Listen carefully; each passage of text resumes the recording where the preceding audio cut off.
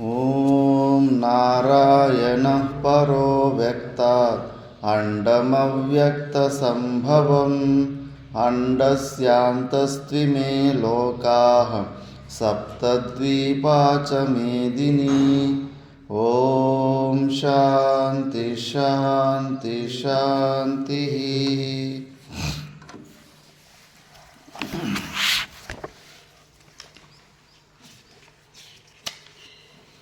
ಓಂ ಶ್ರೀ ಪರಮಾತ್ಮನೇ ನಮಃ. ಅಥ ತೃತೀಯೋಧ್ಯಾಯಃ ಸಾಂಖ್ಯಯೋಗಃ. ಅರ್ಜುನ ಉವಾಚ. ಸ್ಟಾರ್ಟ್ ಮಾಡಿ ನೀವು.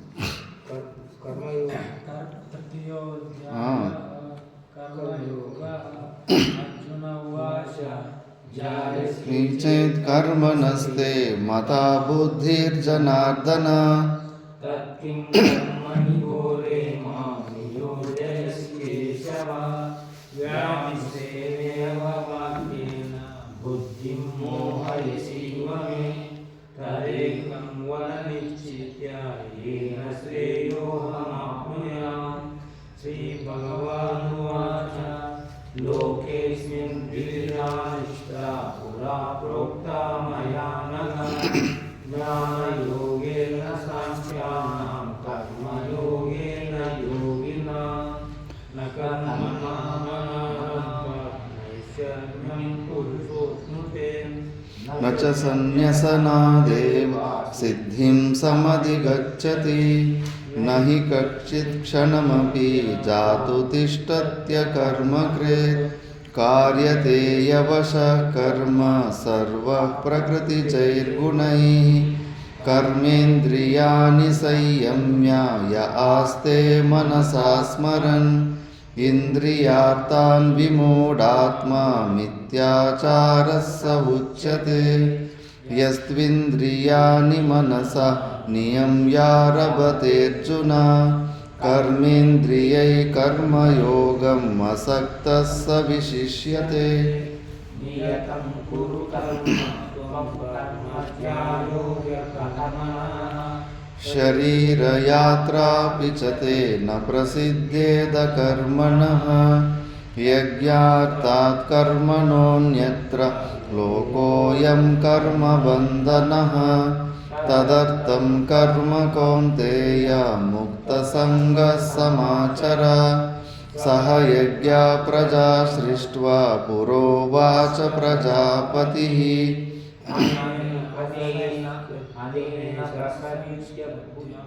अनेन प्रसविष्यध्वं येषवोद्विष्टकामदो. देवान् भावयतानेन ते देवा भावयन्तु वः. परस्परं भावयन्तः श्रेयः परमवाप्स्यत. इष्टान् भोगान् हि वो देव दास्यन्ते यज्ञभाविताः.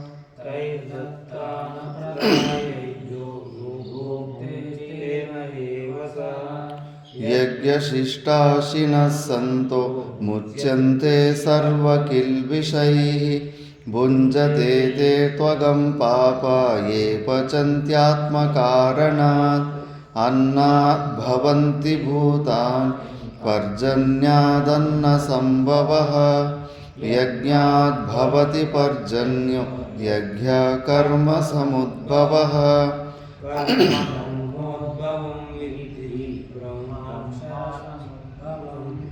तस्मात् सर्वगतं ब्रह्म नित्यं यज्ञे प्रतिष्ठितम्. एवं प्रवर्तितं चक्रं नानुवर्तयतीह यः. अगायुरिन्द्रिया रामो मोघं पार्थ स जीवति.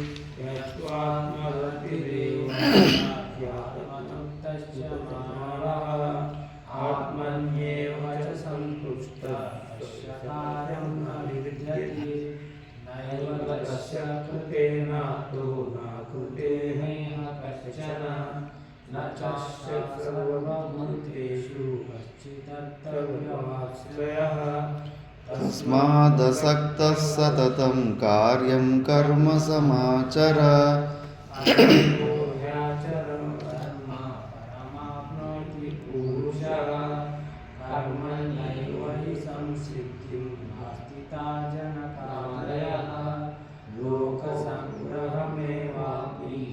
स्पर्श कर्तुमर्हसि यद्यथा चलति श्रेष्ठः तदेवेतलोचनः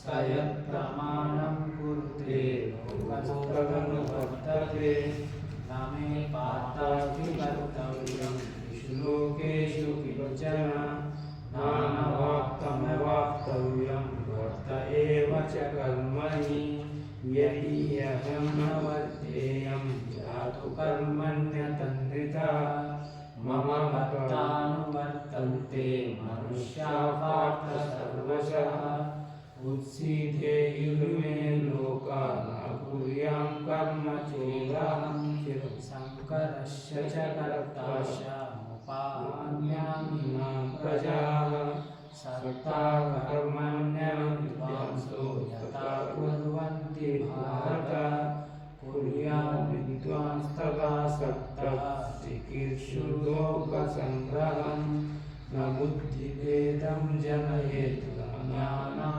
कर्मसंज्ञिनां योजयेत् सर्वकर्माणि विद्वान् युक्तः समाचरन् प्रकृतेः क्रियमाणानि गुणैः कर्माणि सर्वशः अहङ्कारविमूढात्मा कर्ताहमिति मन्यते तत्त्ववित्तु महाबाहो गुणकर्मविभागयोः गुणा गुणेषु वर्तन्त इति मत्वा न सज्जते प्रकृतेः गुणसम्मूढा सज्जन्ते गुणकर्मसु तान् कृष्णविदो मन्दान् कृष्णेन विचारयेत् मयि सर्वाणि कर्माणि सन्न्यस्यात्मचेतसा निराशीर्निर्ममो भूत्वा युद्धस्व विगतज्वरः ये मे मतमिदं नित्यमनुतिष्ठन्ति मानवाः श्रद्धावन्तो यन्तो जनिते तेऽपि कर्मभिः ये त्वेतदभ्यसूयन्तो नानुतिष्ठन्ति मे मतं सर्वज्ञानविमूढांस्तान् विद्धि नष्टान् चेतसः सदृशं चेष्टते स्वस्य प्रवृत्ते ज्ञानवानपि प्रकृतिं यान्ति भूतानि विद्यावतिं करिष्यति इन्द्रियस्येन्द्रियस्यार्थे रागद्वेषौ व्यवस्थितौ तयोर्नवशमागच्छेतौ हस्य परिपन्थिनौ श्रेयान् स्वधर्मो विगुणः परधर्मा स्वनुष्ठिता स्वधर्मे निधनं श्रेयः परधर्मो भयावहः अर्जुन उवाच अथ केन प्रयुक्तोऽयं पापं चरति पुरुषः अनिच्छिन्नपि वा स्नेया बलादिव योगितः श्रीभगवानुवाच काम एष क्रोध एष रजोगुणसमुद्भवः महाशनो महापाप्मा विद्धेनवैरिणं धूमेनाव्रियते वह्नि यथादर्शो मलेन च यदोल्बेनावृतो गर्भः तथा तेनेदमावृतम् आवृतं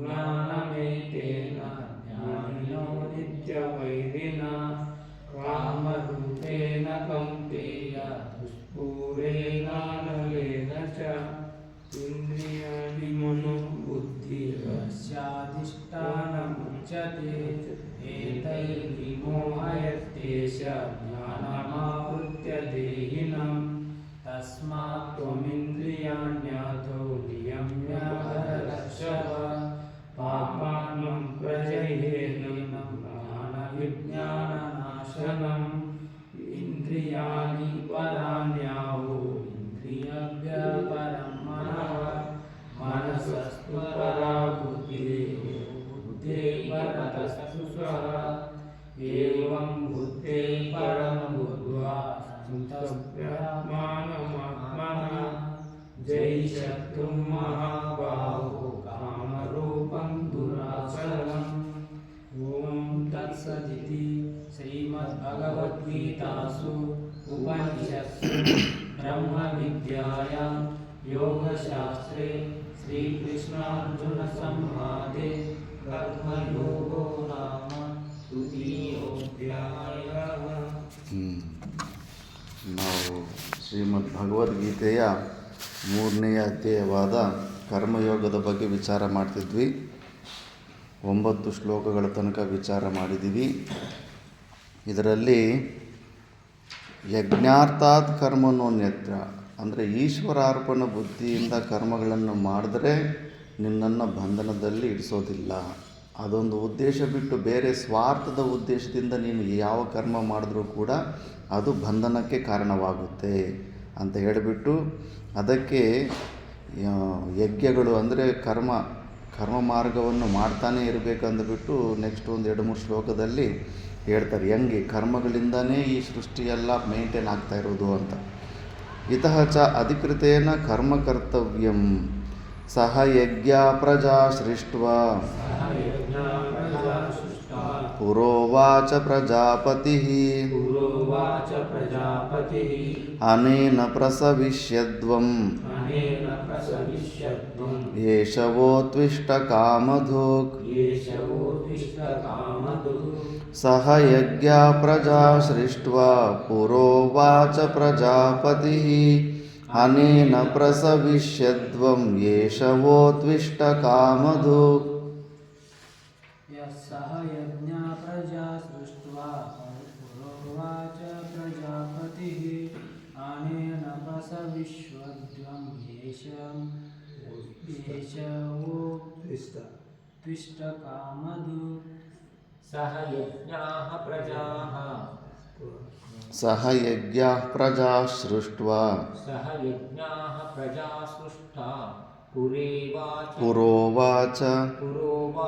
ಪ್ರಜಾಪತಿಃ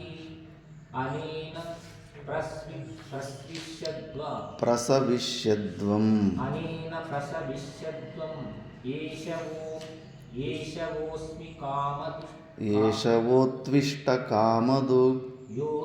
ಏಷವೋತ್ವಿಷ್ಟ ಕಾಮಧುಕ್.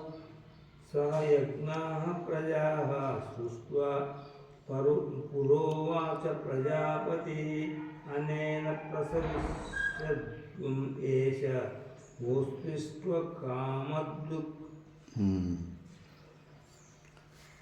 ಪ್ರಜಾಪತಿ ಅಂದರೆ ಬ್ರಹ್ಮ, ಸೃಷ್ಟಿ ಆದಿದಲ್ಲಿ ಬ್ರಹ್ಮ ಪ್ರಜಾಪತಿ ಪುರಾ ಸಹಯಜ್ಞಾ ಪ್ರಜಾ ಸೃಷ್ಟ್ವಾ ಉವಾಚ.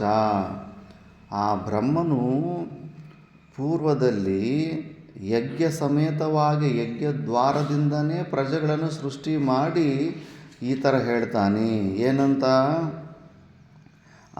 ಯೂಯಂ ನೀವು, ಯೂಯಂ ಅನ್ನೋದು ಸಪ್ರೇಟಾಗಿ ಅಡಿಷನ್ ಮಾಡ್ಕೋಬೇಕು ಅನ್ವಯ ಮಾಡುವಾಗ.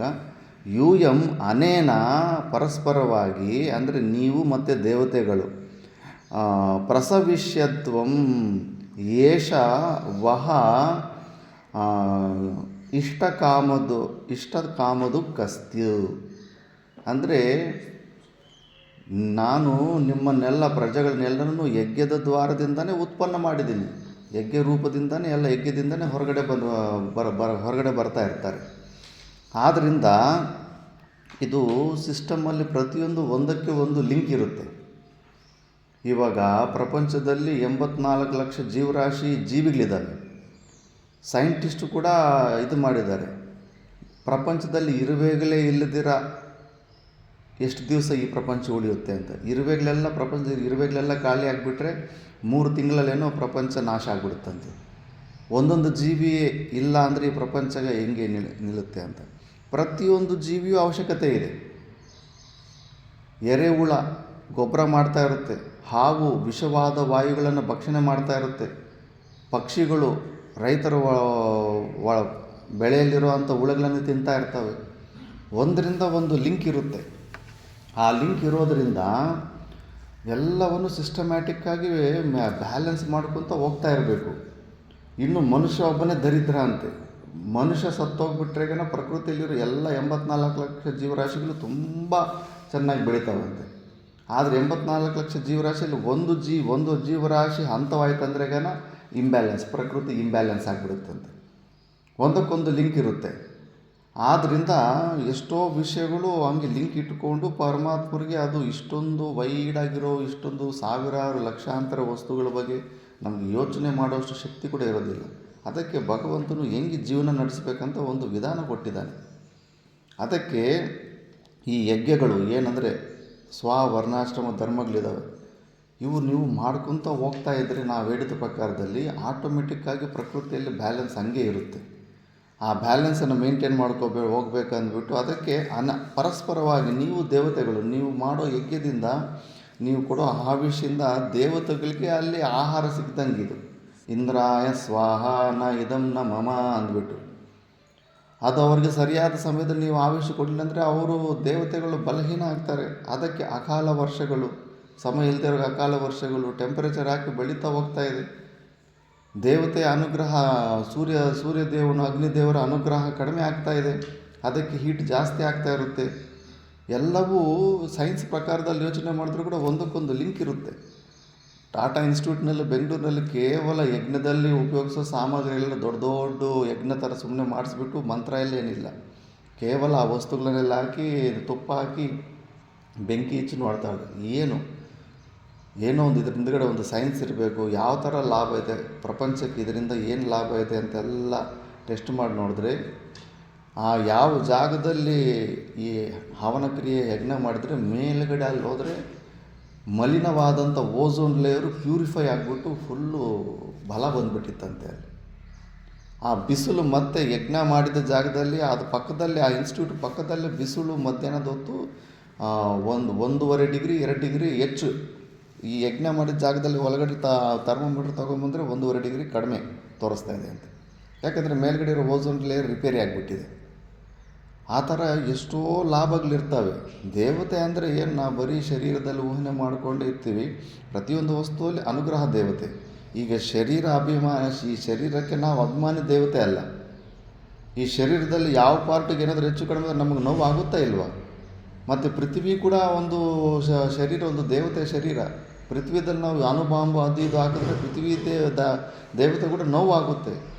ನಮ್ಮ ಶರೀರದೊಳಗಡೆ ಸಣ್ಣ ಪುಟ್ಟ ಬ್ಲಡ್ ಸೆಲ್ಸು ಸಾಯ್ತಾ ಇರ್ತಾವೆ, ಬದುಕ್ತಾ ಇರ್ತಾವೆ. ಅವೆಲ್ಲ ನಮಗೇನು ಹೆಚ್ಚು ತೊಂದರೆ ಇಲ್ಲ. ಯಾರಾದರೂ ಜೋರಾಗಿ ಒಂದು ಗುದ್ದಿದಾಗ ಕೈಯೋ ಕಾಲು ಮುರಿದಾಗ ನಮಗೂ ನೋವಾಗುತ್ತೆ, ಹಾನಿ ಹೆಚ್ಚಾಗುತ್ತೆ. ಯಾಕಂದರೆ ಈ ಶರೀರಕ್ಕೆ ನಾವು ದೇವತೆಗಳು, ಅಭಿಮಾನಿ ದೇವತೆಗಳು. ಅದೇ ಥರ ಪ್ರತಿಯೊಂದು ಮೆಟೀರಿಯಲ್ ಏನಿದೆ ಪ್ರಪಂಚದಲ್ಲಿ ಅದಕ್ಕೆ ಅಭಿಮಾನಿ ದೇವತೆಗಳಿರ್ತಾರೆ. ಅದನ್ನು ನಾವು ಉಪಯೋಗ ಮಾಡ್ಕೋಬೇಕಷ್ಟೇ ಹೊರತು ಉಪಭೋಗ ಮಾಡಬಾರ್ದು. ಇಷ್ಟ ಬಂದಂಗೆಲ್ಲ ಅದನ್ನು ಎಕ್ಸ್ಟ್ರಾ ಅದನ್ನು ಯುಟಿಲೈಸ್ ಮಾಡ್ಕೋಬಾರ್ದು. ಪ್ರಕೃತಿ ತತ್ವಕ್ಕೆ ವಿರುದ್ಧವಾಗಿ ಶಾಸ್ತ್ರ ನಿಷಿದ್ಧದ ಪದ್ಧತಿಯಲ್ಲಿ ನಾವು ಇದು ಮಾಡೋಕ್ಕೆ ಹೋಗ್ಬಾರ್ದು. మీరు కంఠస్థం చేసుకోపోండ్రా 11:30కి ఇప్పుడు అడుగుతాను.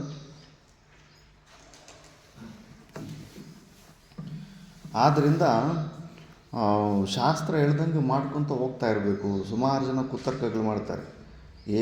ಯಜ್ಞಗಳು ಹವನಗಳು ಮಾಡಿದ್ರೇ ಮಳೆ ಇದರಲ್ಲಿ ಬರುತ್ತೆ. ಈಗ ಯಜ್ಞಾತ್ ಭವತಿ ಪರ್ಜನ್ಯತೆ, ಮಳೆ ಬರುತ್ತೆ ಅಂತಾರೆ. ಅಮೇರಿಕದಲ್ಲಿ ಅಲ್ಲಿ ಇಲ್ಲಿ ಅವ್ರು ಯಾವುದು ಯಜ್ಞನೇ ಮಾಡಿಲ್ಲ. ಪ್ರತಿ ವರ್ಷ ಸೀಸನಲ್ ಮಳೆಗಳು ಬರ್ತಾನೆ ಇದ್ದಾವೆ. ನಾನೇ ಕೇಳ್ತಿದ್ದೆ ನಾಸ್ತಿಕನಾಗಿದ್ದಾಗ, ಯಜ್ಞದಿಂದ ಮಳೆ ಬರುತ್ತಂತಾರೆ. ಅವ್ರು ಯಾವುದು ಯಜ್ಞ ಮಾಡಲೇ ಇಲ್ಲ, ಮತ್ತು ಪ್ರತಿ ವರ್ಷ ಅವ್ರಿಗೆ ಮಳೆ ಬರ್ತಾನೇ ಇದೆ. ಯಾರಿದ್ದು ಇವೆಲ್ಲ ಕಟ್ಟುಕತೆಗಳು ಹಂಗೆ ಅಂತ ಇಲ್ಲ. ಇದಕ್ಕೆ ಸೂಕ್ಷ್ಮವಾಗಿ ವಿಚಾರ ಮಾಡಬೇಕು. ಈಗ ಬರ್ತಾ ಇರೋದು ಅಕಾಲವಾದಂಥ ವರ್ಷಗಳು. ಏನೋ ಟೆಕ್ನಾಲಜಿ ಒಂದು ಉಪಯೋಗದಿಂದ ಸ್ವಲ್ಪ ಬದಲಿ ಏನೋ ಬೆಳೆ ಇಟ್ಕೊತಾ ಇದ್ದೀವಿ. ಒಂದು ವೇಳೆ ಟೆಕ್ನಾಲಜಿ ಇರಲಿಲ್ಲ ಅಂದರೆ ಈಗ ಬರ್ತಾ ಇರೋ ಅಕಾಲಕ್ಕೆ ಯಾವುದು ಬೆಳೆ ಸರಿಯಾಗಿ ಆಗ್ತಾ ಇರಲಿಲ್ಲ. ನಾವು ಯಜ್ಞ ಮಾಡಿದ್ದ ಹವಿಷನ್ನು ಅಂತ ದೇವತೆ ತೃಪ್ತಿ ಪಟ್ಟರೆ ಅವರು ಕರೆಕ್ಟ್ ಸಮಯಕ್ಕೆ ಮಳೆಗಳನ್ನು ಸುರಿಸ್ತಾರೆ. ನಮ್ಮ ತಾತ ಮುತ್ತಾತರಿಂದ ಅದು ಅಭ್ಯಾಸದಲ್ಲಿದೆ. ಯಾವುದೋ ಮಳೆ ಬರಲಿಲ್ಲ ಅಂದರೆ ಒಂದು ಹವನ ವರ್ಷೆಷ್ಟು ಯಜ್ಞ ಮಾಡಿಬಿಟ್ಟು ಊರುಗಳಲ್ಲೂ ಕೂಡ ತಲೆ ಮೇಲೆ ಏನೋ ಚಂಬಲ್ ಇಟ್ಕೊಂಡು ಏನೇನೋ ವಿಚಿತ್ರ ಅವ್ರಿಗೆ ಗೊತ್ತಿರೋ ಭಕ್ತಿನ ಅವ್ರು ಮಾಡ್ಕೊತಾರೆ. ಇಲ್ಲೂ ಕೂಡ ರಾಮಪುರದಲ್ಲಿ ನೋಡಿದೆ, ನಾವು ಬಂದ ವರ್ಷದಲ್ಲಿ ಮಳೆ ಇರಲಿಲ್ಲ, ಊರೆಲ್ಲ ತಲೆ ಮೇಲೆ ಕಲಶ ಇಟ್ಕೊಂಡು ಅದೇನೇನೋ ಮಾಡ್ತಾರೆ. ಆ ಕಪ್ಪೆಯನ್ನು ಕೂಡ ಎತ್ಕೊಂಡು ಏನೋ ಮಾಡ್ತಾರೆ. ಅದೊಂದು ಆ ಕಪ್ಪೆನ ತಲೆ ಮೇಲೆ ಎತ್ಕೊಂಡು ಹೋಗ್ತಾರಲ್ಲ,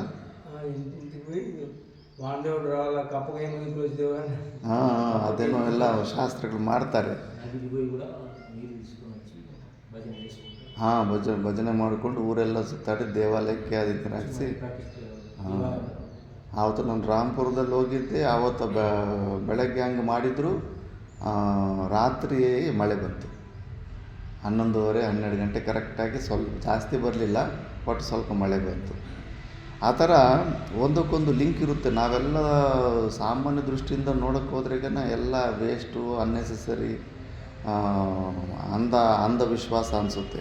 ಇಲ್ಲ, ಶಾಸ್ತ್ರ ಹೇಳುತ್ತೆ. ಅದಕ್ಕೆ ಭಾಷ್ಯದಲ್ಲಿ ಹೇಳ್ತಾರೆ, ಸಹಯಜ್ಞ ಉಚ್ಚಾರಣೆ. ಸಹಯಜ್ಞ ಅಂದರೆ ಯಜ್ಞ ಸಹಿತ ಪ್ರಜಾ ತ್ರಯೋ ವರ್ಣಾಃ ತಾಃ ಸೃಷ್ಟ್ವಾ ಉತ್ಪಾದ್ಯ ಪುರಾ ಸರ್ಗಾದೌ ಉವಾಚ ಉಕ್ತವಾನ್ ಪ್ರಜಾಪತಿಃ ಪ್ರಜಾನಾಂ ಸ್ರಷ್ಟಾ ಅನೇನ ಯಜ್ಞೇನ ಪ್ರಸವಿಷ್ಯದ್ವಂ ಪ್ರಸವೋ ವೃದ್ಧಿಃ ಉತ್ಪತ್ತಿಃ ತಾಂ ಕುರುದ್ವಂ ಏಷ ಯಜ್ಞಃ ವೋ ಯುಷ್ಮಾಕಂ ಅಸ್ತು ಭವತು ಇಷ್ಟಕಾಮಧುಕ್ ಇಷ್ಟಾನ್ ಅಭಿಪ್ರೇತಾನ್ ಕಾಮಾನ್ ಫಲವಿಶೇಷಾನ್ ದೋಗ್ಧಿ ಇತಿ ಇಷ್ಟಕಾಮಧುಕ್. ಸಹಯಜ್ಞ ಯಜ್ಞಸಹಿತಾಃ ಪ್ರಜಾ ತ್ರಯೋ ವರ್ಣಾಃ ತಾಃ ಸೃಷ್ಟ್ವಾ ಉತ್ಪಾದ್ಯ ಪುರಾ ಸರ್ಗಾದೌ ಉವಾಚ ಉಕ್ತವಾನ್ ಪ್ರಜಾಪತಿಃ ಪ್ರಜಾನಾಂ ಸೃಷ್ಟ್ವಾ ಅನೇನ ಯಜ್ಞೇನ ಪ್ರಸವಿಷ್ಟ್ವಂ ಪ್ರಸವೋ ವೃದ್ಧಿಃ ಉತ್ಪತ್ತಿಃ ತ್ವಾಂ ಕುರುದ್ವಯಂ ಏಷ ಯಜ್ಞಃ ವೋ ಯುಷ್ಮಾಕಂ ಅಸ್ತು ಭವತು ಇಷ್ಟಕಾಮಧುಕ್ ಇಷ್ಟಾನ್ ಅಭಿಪ್ರೇತಾನ್ ಕಾಮಾನ್ ಫಲವಿಶೇಷಾನ್ ದೋಗ್ಧಿ ಇತಿ ಇಷ್ಟಕಾಮಧುಕ್. ಸಹಯಜ್ಞ ಅಂದರೆ ಯಜ್ಞ ಸಹಿತ, ಯಜ್ಞದ ಜೊತೆಗೆ ಪ್ರಜಾಹ ಅಂದರೆ ತ್ರಯೋವರ್ಣ ತಾ ಸೃಷ್ಟ. ತ್ರಯವರ್ಣಿಕರಂದರೆ ಉಪಲಕ್ಷಣದಿಂದ ಶೂದ್ರವರ್ಣದವನು ಎಲ್ಲರನ್ನು ಉತ್ಪತ್ತಿ ಮಾಡಿ ಪುರಾ ಸರ್ಗಾದೌ ಉವಾಚ. ಮತ್ತು ಈ ಸ್ವರ್ಗದ ವಿಷಯದಲ್ಲಿ ಹಿಂಗೆ ಹೇಳ್ತಾನೆ.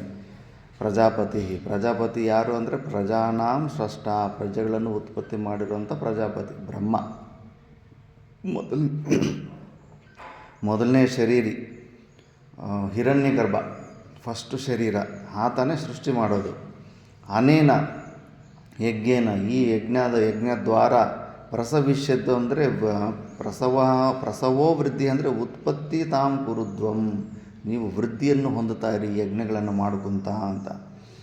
ಏಷ ಯಜ್ಞ ವಹ ಅಂದರೆ ಯುಷ್ಮಾಕ, ನಿಮ್ಮೆಲ್ಲರಿಗೂ ಅಸ್ತು ಅಂದರೆ ಭವತು ಇಷ್ಟಕಾಮದು, ನಿಮ್ಮ ಕೋರಿಕೆಗಳು ಮನೋಭಿಲಾಷೆ ಏನೇನಿದೆಯೋ ಅವೆಲ್ಲವೂ ನೆರವೇರಿಸಿದಂಥದ್ದು ಈ ಯಜ್ಞವಾಗಲಿ. ನೀವು ಶ್ರದ್ಧೆಯಿಂದ ಅದನ್ನು ಮಾಡಿದ್ರೆ, ಒಂದು ಯಜ್ಞ ಮಾಡಬೇಕಂದ್ರೆ ಋತ್ವಿಕರಿರಬೇಕು, ಪುರೋಹಿತರಿರಬೇಕು, ಆ ಯಜ್ಞವನ್ನು ಮಾಡಿಸೋವಂಥ ಯಜಮಾನ ಇರಬೇಕು, ಕ್ಷತ್ರಿಯನು ಅದನ್ನು ಯಜ್ಞವನ್ನು ರಕ್ಷಣೆ ಮಾಡ್ತಾ ಇರಬೇಕು. ಮುಂಚೆ ರಾಕ್ಷಸಗಳು ಯಜ್ಞಗಳು ಮಾಡಿಬಿಡಿಸ್ತಾ ಇರಲಿಲ್ಲ. ಯಾಕಂದರೆ ಯಜ್ಞಗಳು ಹೆಚ್ಚು ಮಾಡಿದ್ರೆಗನ ದೇವತೆಗಳಿಗೆ ಬಲ ಬಂದುಬಿಡುತ್ತೆ, ದೈವಿ ಸಂಪತ್ತಿಗಳು ಹೆಚ್ಚಾಗ್ಬಿಡ್ತಾವೆ. ಅದಕ್ಕೆ ಬಂದು ಯಜ್ಞಗಳು ಡಿಸ್ಟರ್ಬ್ ಮಾಡ್ತಾಯಿದ್ರು. ಆ ಯಜ್ಞ ರಕ್ಷಣೆ ಮಾಡೋ ಕೆಲಸ ಕ್ಷತ್ರಿಯ ಮಾಡಬೇಕಾಗಿತ್ತು. ಯಜ್ಞದ ಸಾಮಗ್ರಿಗಳು ಅದಕ್ಕಿದ್ದಕ್ಕೆ ರೊಕ್ಕ ಎಲ್ಲ ದಾನ ಧರ್ಮ ಮಾಡಿ ಅದೆಲ್ಲ ವೈಶ್ಯರು ಮಾಡಬೇಕಾಗಿತ್ತು. ಮತ್ತು ಸೇವೆ ಆದಿ ಒಂದು ಯಜ್ಞ ಮಾಡಬೇಕಂದ್ರೆ ಎಲ್ಲ ಪ್ರಕಾರದ ಕೆಲಸ ಇರುತ್ತೆ. ಶೂದ್ರರಾದವರು ಎಲ್ಲ ಪ್ರಕಾರದಲ್ಲೂ ಸೇವೆ ಮಾಡಬೇಕಾಗಿತ್ತು. ಆ ಥರ ಎಲ್ಲರೂ ಸೇರಿ ಆ ಯಜ್ಞವನ್ನು ಮಾಡ್ಕೊತ ಹೋಗ್ತಾಯಿದ್ರೆ ಆ ಯಜ್ಞವೇ ನಿಮಗೆ ಬೇಕಾದದ್ದನ್ನು ಕೊಡುವುದಂಥದ್ದಾಗಲಿ ಅಂತ ಸಾಕ್ಷಾತ್ ಬ್ರಹ್ಮನೇ ಸೃಷ್ಟಿ ಆದಿನಲ್ಲಿ ಹೇಳಿರ್ತಾನೆ. ಇಷ್ಟಕಾಮದಕ್ಕಂದ್ರೆ ಇಷ್ಟಾನ್ ಅಭಿಪ್ರೇತಾನ್ ಕಾಮಾನ್ ಫಲವಿಶೇಷಾನ್ ದೋಗ್ಧಿ ಇತಿ ಇಷ್ಟಕಾಮದು. ಈ ಯಜ್ಞವೇ ನಿಮಗೆಲ್ಲರಿಗೂ ಏನೇನು ಬೇಕೋ ಅದನ್ನು ಕೊಡೋದು ಆಗಿರುತ್ತೆ ಅಂತ. ನೆಕ್ಸ್ಟ್ ಶ್ಲೋಕದಲ್ಲಿ ಇದನ್ನೇ ಹೇಳ್ತಾನೆ. ದೇವಾನ್ ಭಾವಯತಾನೇನ ते देवा भावयन्तु वः ते देवा भावयन्तु वः परस्परं भावयन्तः परस्परं भावयन्तः श्रेयः परमवाप्स्यत श्रेयः परमवाप्स्यत देवान् भावयतानेन ते देवा भावयन्तु वः परस्परं भावयन्तः श्रेयः परमवाप्स्यत देवान् भावयतानेन ते देवा भावयन्तु वः परस्परं भावयन्तः श्रेयः परमवाप्स्यत देवा भावयन्तानि यतानेन ते देवा भावयन्तु वः परस्परं भावयन्तः श्रेयः परमवाप्स्यत देवान् भावयतानेन ते देव भावयन्तु वः परस्परं भावयन्तः श्रेयः परमवाप्स्यत अनेन देवान् भावयता ते देवा वह ಭಾವಯಂತು ಏವಂ ಏವಂ ಅನ್ನೋದು ಅಧ್ಯಾರ ಮಾಡ್ಕೋಬೇಕು. ಏವಂ ಪರಸ್ಪರಂ ಭಾವಯಂತಹ ಪರಂ ಶ್ರೇಯ ಅವಾಪ್ಸ್ಯತ ಅಂತ. ಅಂದರೆ ನೀವು ದೇವತೆಗಳನ್ನು ಒಳ್ಳೆಯ ಭಾವನಾ ಅವರ ಮೇಲೆ ಶ್ರದ್ಧಾ ಭಕ್ತಿಯನ್ನು ಇಟ್ಕೊಂಡು ಅವರಿಗೆ ಈ ಯಜ್ಞಗಳ ದ್ವಾರ ಹವಿಷ್ಯನ್ನು ಕೊಡ್ತಾ ಇದ್ದರೆ ಅವರಿಗೆ ಬಲ ಬರ್ತಾ ಇರುತ್ತೆ. ನೀವು ಅವರನ್ನು ಹಂಗೆ ಶ್ರದ್ಧೆಯಿಂದ ನೋಡ್ಕೊಳ್ಳುವಾಗ ಅವರು ಏವಂ ಪರಸ್ಪರಂ ಭಾವಯಂತಹ ದೇವತೆಗಳಿಗೂ ಉಪದೇಶ ಮಾಡ್ತಾ ಇದ್ದಾನೆ. ನೀವು ಮತ್ತೆ ಅದರಿಂದ ಸಂತುಷ್ಟಿಪಟ್ಟು ಇವರಿಗೆ ಸರಿಯಾದ ಸಮಯದಲ್ಲಿ ವೃಷ್ಟಿಗಳನ್ನು ಮಳೆಯನ್ನು ತರಿಸಿಬಿಟ್ಟು ನೀವು ಇವರನ್ನು ಚೆನ್ನಾಗಿ ನೋಡ್ಕೋಬೇಕು.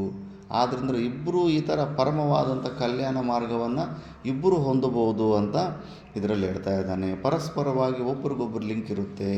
ಅದಕ್ಕೆ ಯಾರಾದರೂ ಸಂಸಾರನ ಬಿಟ್ಟು ಮೋಕ್ಷದ ಕಡೆ ಯಾರಾದರೂ ಸನ್ಯಾಸದ ಕಡೆ ಬರ್ತಾಯಿದ್ರೆ ದೇವತೆಗಳು ಅಡಚಣೆ ಮಾಡ್ತಾರಂತೆ. ಯಾಕಂದರೆ ಈಗ ಕುರಿ ಮೇಯಿಸೋವನಿಗೆ ಒಂದು ಕುರಿ ಕಡಿಮೆ ಆದರೆ ಅವನಿಗೆ ದುಃಖ ಆಗುತ್ತಾ ಇಲ್ವಾ? ಯಾಕಂದರೆ ನಾವು ದೇವಾನಾಂ ಪಶು ಅಂತಾರೆ. ಕೋರಿಕೆಗಳಿಂದ ಯಜ್ಞಗಳು ಯಾಗಗಳು ಮಾಡೋದಂದರೆ ಕೋರಿಕೆಯಿಂದನೇ ಮಾಡೋದಲ್ಲ, ದೇವತೆಗಳ ಪಶುಗಳು ನಾವು ಅಂತಾರೆ. ಅವ್ರಿಗೆ ಅದಕ್ಕೆ ಮನುಷ್ಯರು ಈ ಮಾರ್ಗನ ಬಿಟ್ಟು ಸನ್ಯಾಸ ಮಾರ್ಗ ಹೋಗ್ಬಿಟ್ರೆ ಅವ್ರಿಗಿಂತ ಗ್ರೇಟ್ ಆಗಿಬಿಡ್ತೀವಿ, ಪರಮಾತ್ಮ ಸ್ವರೂಪಗಳಾಗ್ಬಿಡ್ತೀವಿ.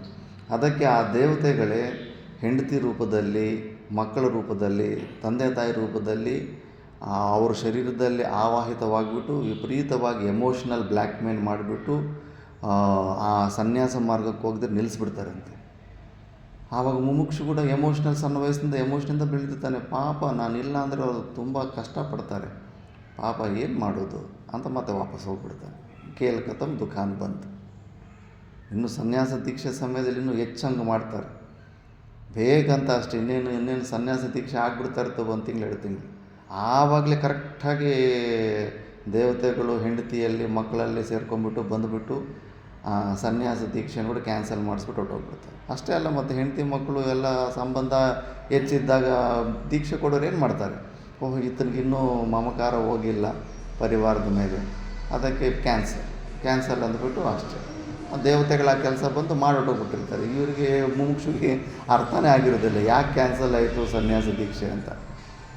ಯಾಕಂದರೆ ಅವರು ಆ ಪಶು ದೇವತಾನಾಂ ಪಶು, ಅವ್ರಿಗಿಂತ ನೀನು ಟಾಪ್ ಲೆವೆಲ್ ಹೊಟ್ಟೋಗ್ಬಿಡ್ತಿ ಅಂದ್ರೆ ಅವ್ರು ಈ ಥರ ವಿಘ್ನೆಗಳು ಮಾಡ್ತಾನೆ ಇರ್ತಾರೆ. ಅದಕ್ಕೆ ಒಬ್ಬರಿಂದ ಒಬ್ಬರಿಗೆ ಲಿಂಕ್ ಇದೆ. ನಾವು ಅವ್ರ ಪಶುಗಳಾಗಿದ್ದರೆ ನಾವು ಯಜ್ಞಗಳು ಹಬ್ಬಗಳು ಮಾಡ್ಕೊಂಡು ಹವಿಸು ಕೊಡ್ತಾಯಿದ್ರೆ ಅವ್ರಿಗೆ ಅಲ್ಲಿ ಉನ್ನತಿ ಆಗುತ್ತೆ. ಅವರು ಮಳೆ ಅದು ಇದು ಚೆನ್ನಾಗಿ ಟೈಮ್ ಟು ಟೈಮ್ ಎಲ್ಲ ಅನುಗ್ರಹ ಮಾಡ್ತಾಯಿದ್ರಾಗೇನ ಇಲ್ಲಿ ನಮಗೆ ಒಳ್ಳೇದಾಗ್ತಾಯಿರ್ತದೆ. ಪರಸ್ಪರ ಲಿಂಕ್ ಇರುತ್ತೆ.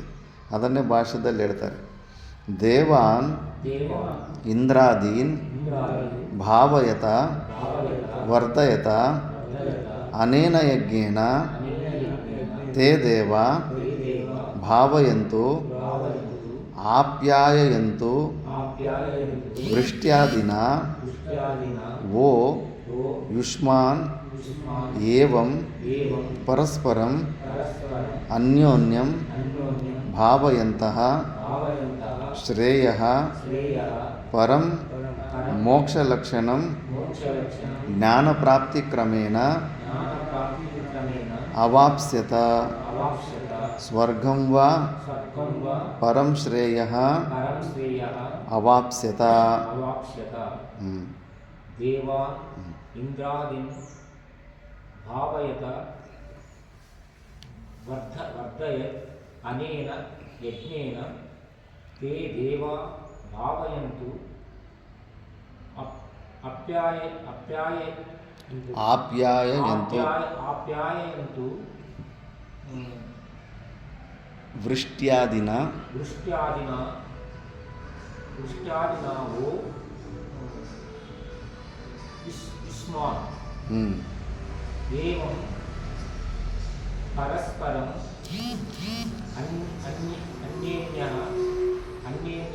ಅನ್ಯೋನ್ಯಂ अन्योन्यं भावयन्तः श्रेयः परं मोक्षलक्षणं ಲಕ್ಷಣಂ ಹ್ಮ್. ಜ್ಞಾನಪ್ರಾಪ್ತಿ ज्ञानप्राप्ति क्रमेण ಹ್ಮ್. अवाप्स्यत ಹ್ಮ್.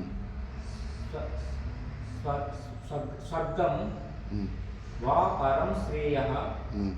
अवाप्स्यत ಹ್ಮ್. ಹ್ಮ್. ದೇವಾನಂದರೆ ಇಂದ್ರಾದಿ ದೇವತೆಗಳಂತ ಅರ್ಥ.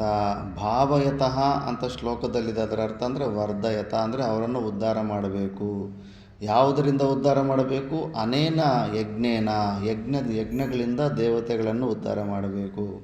ಆವಾಗ ಅವರು ತೇ ದೇವ ಭಾವಯಂತು, ಆವಾಗ ಅವ್ರು ನಿಮ್ಮನ್ನು ಆಪ್ಯಾಯಂತು ಅಂದರೆ ವೃಷ್ಟ್ಯಾದಿನ ಒಳ್ಳೆ ಟೈಮ್ ಟು ಟೈಮ್ ಮಳೆಯನ್ನು ಬರೆಸಿ ಯುಷ್ಮಾನ್ ಏವಂ ಪರಸ್ಪರಂ ಅನ್ಯೋನ್ಯಂ ಭಾವಯಂತಹ, ನೀವು ಅವರಿಗೆ ಭವಿಷ್ಯ ಆದರೆ ಕೊಡ್ತಾಯಿರ್ರಿ, ಅವ್ರು ನಿನಗೆ ಮಳೆ ಆದ ಅಂಥದ್ದು ಒಳ್ಳೆ ಕೆಲಸಗಳು ನಿನಗೆ ಅನುಕೂಲ ಆದಂಥದ್ದು ಮಾಡ್ತಾ ಇರ್ತಾರೆ. ಈ ಥರ ನೀವು ಮಾಡ್ಕೊತ ಹೋದರೆ ಶ್ರೇಯ ಪರಂ ಮೋಕ್ಷ ಲಕ್ಷಣಂ ಜ್ಞಾನ ಪ್ರಾಪ್ತಿ ಕ್ರಮೇಣ ಅವಾಪ್ಸ್ಯತ.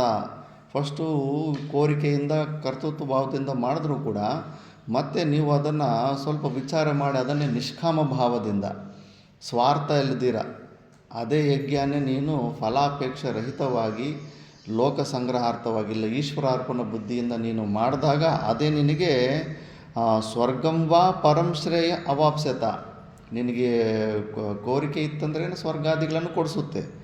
ಇಲ್ಲ ನಿನಗೆ ಏನು ಬೇಡ ಸ್ವರ್ಗಾದಿಗಳು ಬೇಡ ಅಂದ್ಕೊಂಡ್ರೆ ನಿನಗೆ ಅಂತಃಕರಣ ಶುದ್ಧಿಯನ್ನು ಕೊಟ್ಟು ಮೋಕ್ಷವನ್ನು ಕೊಟ್ಟುಬಿಡುತ್ತೆ.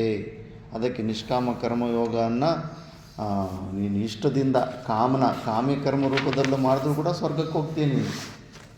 ಇಲ್ಲ ಕಾಮನ ಬೇಡ ನನಗೆ ಮೋಕ್ಷನೇ ಬೇಕಂತ ನಿಷ್ಕಾಮ ಭಾವದಿಂದ ಮಾಡಿದ್ರೆ ನಿನಗೆ ಮೋಕ್ಷನೇ ಸಿಗ್ಬಿಡುತ್ತೆ. ಇದರಿಂದ ಕರ್ಮಗಳು ಮಾಡದಿರೋ ಸೋಂಬೇರಿಯಾಗಿರೋದಕ್ಕಿಂತ ಕರ್ಮಗಳು ಮಾಡೋದ್ರಲ್ಲೇ ನಿನಗೆ ಶ್ರೇಯ ಇದೆ ಅಂತ ಭಗವಂತನ ಹೇಳ್ತಾ ಇದ್ದಾನೆ. ಕಿಂಚ ಇಷ್ಟಾನ್ ಭೋಗಾನ್ ಹಿ ವೋ ದೇವ ದಾಸ್ಯಂತೆ ಯಜ್ಞ ಭಾವಿತಾಃ ತೈರ್ದತ್ತಾನ ಪ್ರದಾಯೇಭ್ಯೋ ಯೋ ಭುಂಕ್ತೇಸ್ತೇನ ಏವ ಸಹ. ಇಷ್ಟಾನ್ ಭೋಗಾನ್ ಹಿ ವೋ ದೇವ ದಾಸ್ಯಂತೆ ಯಜ್ಞ ಭಾವಿತಾಃ ತೈರ್ದತ್ತಾನ ಪ್ರದಾಯೇಭ್ಯೋ ಯೋ ಭುಂಕ್ತೇಸ್ತೇನ ಏವ ಸಹ. इष्टान् भोगान्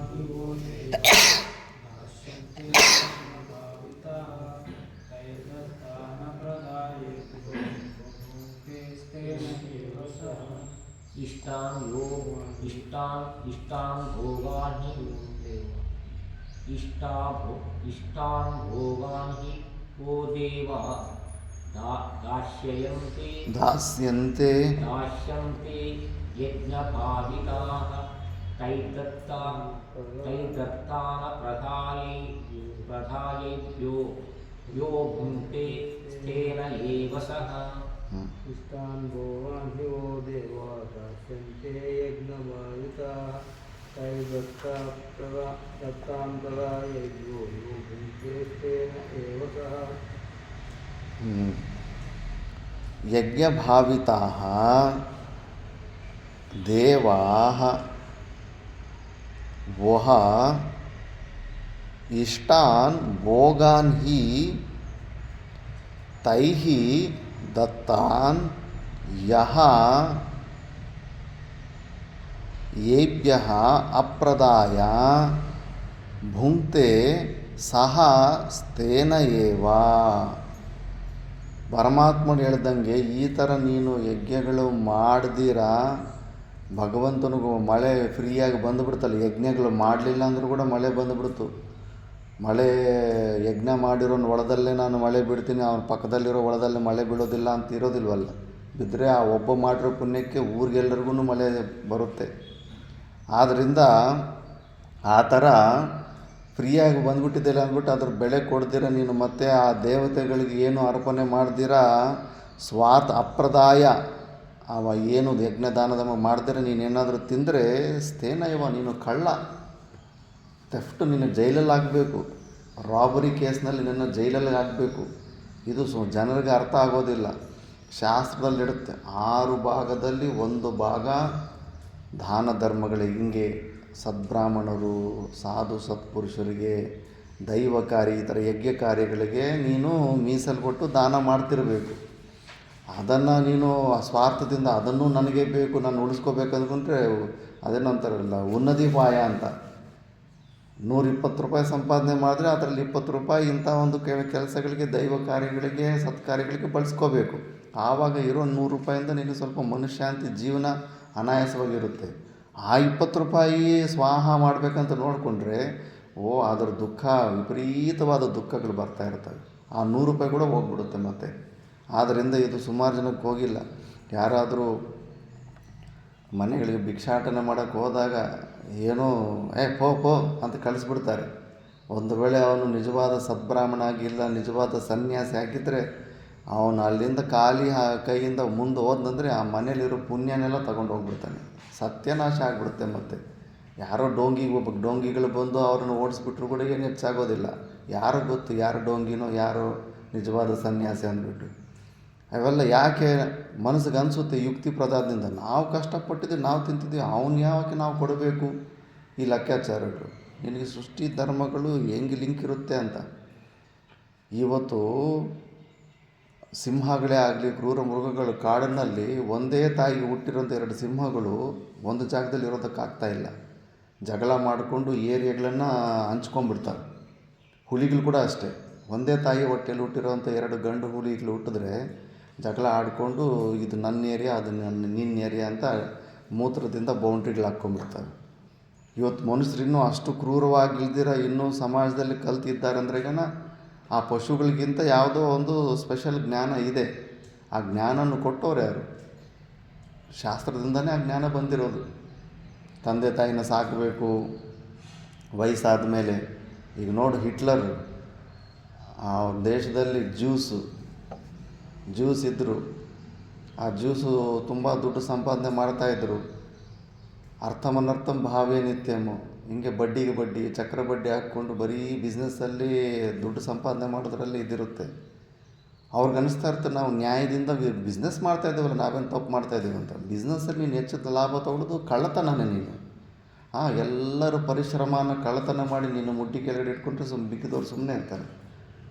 ಆ ಹಿಟ್ಲರು ಅವ್ರಿಗೆಲ್ಲ ಅಯ್ಯೋ ನೋಡು, ಬೇರೆ ದೇಶದಿಂದ ಬಂದು ನಮ್ಮ ದೇಶದಲ್ಲಿ ಎಲ್ಲ ಬಿಸ್ನೆಸ್ಗಳು ಮಾಡಿಕೊಂಡು ನಮ್ಮನ್ನೇ ಅವರು ಗುಲಾಮರನ್ನಾಗಿ ಮಾಡ್ಕೊಂಡ್ಬಿಟ್ಟಿದ್ದಾರಲ್ಲ ಅಂದ್ಬಿಟ್ಟು ಅವ್ರಿಗೆ ಹೊಟ್ಟೆ ಕಿಚ್ಚು ಬರುತ್ತೆ. ಹೊಟ್ಟೆ ಕಿಚ್ಚು ಬಂದ ಮೇಲೆ ಫುಲ್ ಅಟ್ಯಾಕ್ ಮಾಡಿಬಿಟ್ಟು ಎಂಥ ಹಿಂಸೆ, ಗ್ಯಾಸ್ ಚೇಂಬರ್ಗಳಲ್ಲಿ ಹಾಕಿ ಸಾಯಿಸಿದ್ರು. ಸುಮಾರು ಜನಕ್ಕೆ ಇನ್ನೂ ಅದು ಯಾಕೆ ನಡೀತು, ಹಿಟ್ಲರನ್ನು ವಿಲನ್ನಾಗಿ ನೋಡ್ತಾರೆ ಹೊರತು ಹಿಟ್ಲರ್ಗೆ ಅವ್ರ ಮೇಲೆ ಕೋಪ ಬರೋದಕ್ಕೆ ಕಾರಣ ಏನಂತ ಯಾರಾದರೂ ಮಾತಾಡ್ತಾರ? ಪರಿಗ್ರಹ, ವಿಪರೀತವಾದಂಥ ಪರಿಗ್ರಹ.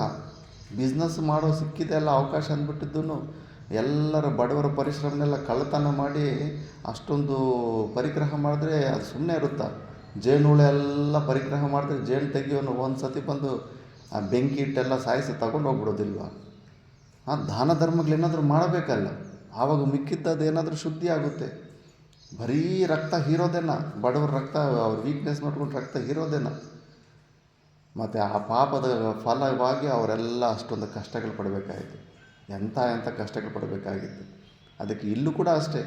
ಇಲ್ಲೂ ಕೂಡ ನೀವು ಸ್ವಾರ್ಥದಿಂದ ಸ್ವಾರ್ಥ ತಿಂದರೆಗನ ಅದು ಕಳ್ಳತನನೇ ಆಗುತ್ತೆ. ಇವತ್ತು ಧರ್ಮ ಮಾರ್ಗವನ್ನು ಅಷ್ಟೋ ಎಷ್ಟೋ ಜನರು ನಡೀತಾ ಇದ್ದಾರೆ ಅಂದ್ರೆಗನ ವೇದಶಾಸ್ತ್ರಗಳು ತಿಳ್ಕೊಂಡಿರೋ ಸನ್ಯಾಸಿಗಳು ಅವ್ರ ಶಿಷ್ಯರಾದಂಥವ್ರಿಗೆ ಜ್ಞಾನಬೋಧ ಮಾಡಿದ್ದಾರೆ. ಸಮಾಜದಲ್ಲಿ ಜ್ಞಾನದ ಪ್ರಚಾರ ಮಾಡ್ಕೊತ ಪರಂಪರೆಯಿಂದ ಬಂದಿದ್ದಾರೆ. ಮತ್ತು ಅವ್ರಿಗೆ ಊಟ ಯಾರಾಗಬೇಕು? ನಿಮ್ಮ ಸಲುವಾಗಿ ನಿಮಗೆ ಒಳ್ಳೆ ಮಾರ್ಗದಲ್ಲಿ, ಧರ್ಮದ ಮಾರ್ಗದಲ್ಲಿ ನಡಿಬೇಕಂತಲೇ ಅವರು ಅಷ್ಟು ಜೀವನ ನಡೆಸಿರೋಂಥವ್ರು. ಅವ್ರನ್ನ ಯಾರು ನೋಡ್ಕೋಬೇಕು? ನಿಮ್ಮ ಕರ್ತವ್ಯನೇ. ಅದಕ್ಕೆ ಗೃಹಸ್ಥ ಆಶ್ರಮದ ಹೋದ ಕಂಪಲ್ಸರಿ ಡ್ಯೂಟಿ ಅದು. ಆ ಥರ ಅದೇ ಅಂದಲ್ಲ. ಮತ್ತು ಭೂತಗಳು, ಬೆಕ್ಕೋ ನಾಯಿನೋ ಪಕ್ಷಿಗಳು ಯಾವುದೋ ಒಂದು ಭೂತಯಜ್ಞ, ಮಹಾಯಜ್ಞಗಳು ಮಾಡ್ತಾ ಇರಬೇಕು. ತಿನ್ನೋ ಕಸ ಗುಡಿಸೋಗಿ ಎಷ್ಟು ಇರಬೇಕು ಸತ್ತೋಗ್ತಾ ಇರ್ತವೆ. ಬೆಂಕಿ ಹೊಳೆಯಲ್ಲಿ ಎಷ್ಟು ಸತ್ತೋಗ್ತಾ ಇರ್ತವೆ. ಆ ನೀರಲ್ಲಿ ಒಂದು ಬಾಲ್ಟಿಯಲ್ಲಿ ನೀರು ಬಿಟ್ಟಿರ್ತೀಯ, ಆ ನೀರು ಮೇಲೆ ಕೂತ್ಕೊಂಡು ಎಷ್ಟೋ ಪ್ರಾಣಿಗಳು ಸತ್ತೋಗ್ತಾ ಇರ್ತವೆ. ಇವೆಲ್ಲ ದೋಷಗಳು ಹೋಗ್ಬೇಕಂದ್ರೆ ಮಹಾಯಜ್ಞಗಳು ಮಾಡ್ತಾ ಇರಬೇಕು. ಆ ಯಜ್ಞಗಳೆಲ್ಲ ಮಾಡ್ತಾ ಇದ್ರೆಗೇ ಪ್ರಕೃತಿ ಬ್ಯಾಲೆನ್ಸ್ ಆಗ್ತಾ ಇರುತ್ತೆ. ಅದೆಲ್ಲ ಮಾಡಿದ್ರೆ ನೀನು ಒಬ್ಬನೇ ಸ್ವಾರ್ಥದಿಂದ ನಾನು ಕಷ್ಟಪಟ್ಟರೆ ನಾನು ತಿಂತಿದ್ದೀನಿ, ನಾನು ಯಾಕೆ ಅವನು ಕೊಡಬೇಕು, ಇವನು ಕೊಡಬೇಕು, ಅವ್ನು ಕಷ್ಟಪಡ್ದಿರೋ ಅವ್ನು ಸುಮ್ಮನೆ ಫ್ರೀಯಾಗಿ ತಿಂದುಬಿಡ್ತಾ ಇದ್ದಾನೆ. ಇವೆಲ್ಲ ಬುದ್ಧಿಗೆ ಇಟ್ಕೋಬಾರ್ದು. ಅದು ಧರ್ಮ ಅದು. ಅದರಿಂದ ಈ ಯಜ್ಞದಲ್ಲಿ ಆ ಥರ ನೀನು ಪರರಿಗೆ ನಿನ್ನ ಕರ್ತವ್ಯನ ಮಾಡಿ ಮತ್ತೆ ನೀನು ಮಿಕ್ಕಿದ್ದಾನೆ ಯಜ್ಞಶೇಷವನ್ನು ಯಾರು ತಿಂತಾನೋ ಅವನು ಶ್ರೇಷ್ಠವಾದ ವ್ಯಕ್ತಿ ಅಂತಾರೆ. ಮನೆಯಲ್ಲಿ ಬಿಸಿಯನ್ನು ತಂಗ್ಳನ್ನು ಎರಡೂ ಇದ್ದಾಗ ಬಿಸಿಯನ್ನು ಎಲ್ಲರಿಗೂ ಒಳ್ಳೆಯವ್ರಿಗಿಟ್ಟು ತಂಗ್ಳನ್ನು ಯಾರು ತಿಂತಾರೋ ಅವ್ರು ನಿಜವಾದ ಜ್ಞಾನಿಗಳಂತ ಅರ್ಥ. ಅವ್ರಿಗೆ ಪರಮಾತ್ಮ ಸಿಗೋದು. ಪ್ರತಿಯೊಂದು ವಿಷಯದಲ್ಲೂ ಅಷ್ಟೇ. ಬೆಸ್ಟು ಇನ್ನೊಬ್ಬರು ಕೊಟ್ಟು ವರ್ಸ್ಟ್ ಯಾರು ತಿಂತಾರೋ ಲಾಸ್ಟಲ್ಲಿ ಮಿಕ್ಕಿದ್ದನ್ನು ಅದು ಶ್ರೇಷ್ಠವಾದಂಥ ಯಜ್ಞ ಅಂತಾರೆ. ಇಷ್ಟಾನ್, ಅದಕ್ಕೆ ಅದನ್ನು ಭಾಷೆದಲ್ಲಿ ಹೇಳ್ತಾರೆ. ಇಷ್ಟಾನ್ ಅಂದರೆ ಓದಿಲ್ಲಲ್ಲ. ಇಷ್ಟಾನ್ ಅಭಿಪ್ರೇತಾನ್ ಭೋಗಾನ್ ಹಿ ವೋ ಯುಷ್ಮಭ್ಯಂ ದೇವ ದಾಸ್ಯಂತೆ ವಿತರಿಷ್ಯಂತಿ ಸ್ತ್ರೀ ಪಶು ಪುತ್ರಾದೀನ್ ಯಜ್ಞಭಾವಿತಾ ಯಜ್ಞೈಃ ವರ್ಧಿತಾಃ ತೋಷಿತಾ ಇತ್ಯರ್ಥಃ. ತೈಃ ದೇವೈಃ ದತ್ತಾನ್ ಭೋಗಾನ್ ಅಪ್ರದಾಯ ಅದತ್ವಾ ಆನ್ರಿಣ್ಯಂ ಅಕೃತ್ವಾ ಇತ್ಯರ್ಥಃ. ಯೇಭ್ಯೋ ದೇವೇಭ್ಯಃ ಯೋ ಭುಂಕ್ತೆ ಸ್ವದೇಹೇಂದ್ರಿಯಾಣಿ ಏವ ತರ್ಪಯತಿ ಸ್ಥೇನ ಏವ ತಸ್ಕರ ಏವ ಸ ದೇವಾದಿ ಸ್ವಾಪಹಾರಿ. నువ్వు చదువు నేను. ఇష్టాన్ అతిప్రేతాన్ భోగాన్ హి వో యుష్మాభ్యః దేవ దాస్యంతే వితరిష్యంతి స్త్రీ పశు పుత్రాన్ యజ్ఞభావిత యజ్ఞేః విద్యార్థః వర్ధతః తోషితా ఇష్యర్థః. తౌ దేవైః దత్తాన్ భోగాన్ అప్రదాయ ಅದತ್ವಾ ಆನ್ಯೂನ್ಯಂ ಅಕೃತ್ವಾ ಇತ್ಯರ್ಥಃ. ಯೇಭ್ಯೋ ದೇವೇಭ್ಯಃ ಯೋ ಭುಂಕ್ತೆ ಸ್ವದೇಹೇಂದ್ರಿಯಾಣಿ ಏವ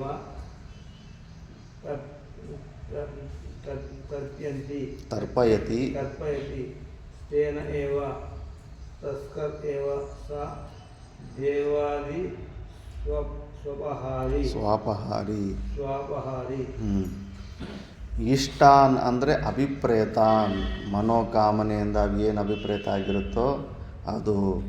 ಭೋಗಾನ್ ಹಿ ಓ ಅಂದರೆ ಯುಷ್ಮಭ್ಯ, ನಿಮ್ಮೆಲ್ಲರಿಗೂ ಅಂದರೆ ನಿಮಗೇನೇನು ಬೇಕಾಗುತ್ತೆ, ಸ್ತ್ರೀ ಪಶು ಪುತ್ರ ಸಂಪತ್ತು ಆಸ್ತಿಗಳು ಇವೆಲ್ಲ ಏನೇನಿರ್ತಾವೆ ಇವೆಲ್ಲವನ್ನು ಕೂಡ ದಾಸ್ಯಂತೆ ಅಂದರೆ ವಿತರಿಷ್ಯಂತಿ ಸ್ತ್ರೀ ಪಶು ಪುತ್ರಾದೀನ್ ಯಜ್ಞಭಾವಿತ ಯಜ್ಞೈಹಿ ವರ್ಧಿತಾ ತೋಷಿತ ಇತ್ಯರ್ಥ. ನೀವು ಮಾಡೋ ಯಜ್ಞಗಳಿಂದ ಅವರು ಸಂತುಷ್ಟಿ ಆದರೆ ನಿಮಗೆ ಬೇಕಾದದ್ದನ್ನೆಲ್ಲ ಕೊಡ್ತಾರೆ. ಪುತ್ರ ಇಲ್ಲಾಂದರೆ ಪುತ್ರ ಕಾಮೇಷ್ಟಿ ಯಾಗ ಮಾಡ್ಬೋದು, ವರ್ಷ ಇಲ್ಲ ಅಂದರೆ ಮಳೆ ಇಲ್ಲ ಅಂದರೆ ವರ್ಷೆಷ್ಟು ಯಜ್ಞ ಮಾಡ್ಬೋದು. ಪ್ರತಿಯೊಂದಕ್ಕೂ ಕರ್ಮಕಾಂಡದಲ್ಲಿ ವಿಧಿ ಇದೆ. ದೇವತೆಗಳ ಸಂತುಷ್ಟಿ ಮಾಡಿದ್ರೆ ಬುದ್ಧಿ ಕೂಡ ಅಷ್ಟೇ, ಬುದ್ಧಿ ತೀಕ್ಷ್ಣತೆ ಕೂಡ ಅಷ್ಟೇ. ಮೆಂಟಲ್ ಪೇಷಂಟ್ಸ್ ಇರ್ತಾರೆ, ಅವರಿಗೆ ಬುದ್ಧಿಗೆ ಚಂದ್ರಮ ಅಧಿಷ್ಠ ದೇವತೆ ಇರುತ್ತೆ.